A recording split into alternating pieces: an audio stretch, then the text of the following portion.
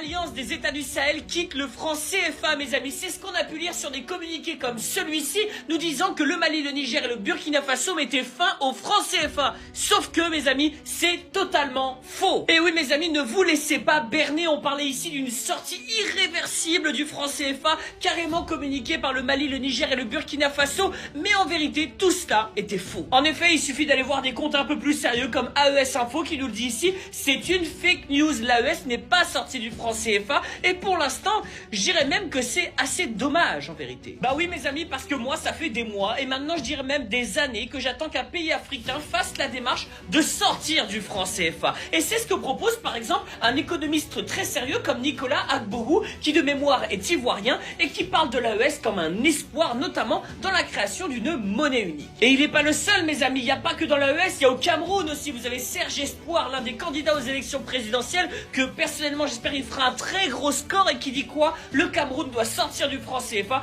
et s'inscrire dans le mouvement de l'AES, c'est-à-dire dans le mouvement de la souveraineté. Et mes amis, mon job c'est d'essayer de démonter les mensonges sur l'AES. Ils essayent de faire circuler des communiqués qui sont faux sur l'AES. C'est mon job de le dénoncer. Le seul job que je vous demande de l'autre côté, c'est de me soutenir en cliquant sur la croix rouge ici, sur la flèche ici pour partager la vidéo. Laissez-moi un petit commentaire et dites-moi dans les commentaires, est-ce que vous aussi, vous espérez la sortie du franc CFA? Moi personnellement, en tant que Français, je l'espère.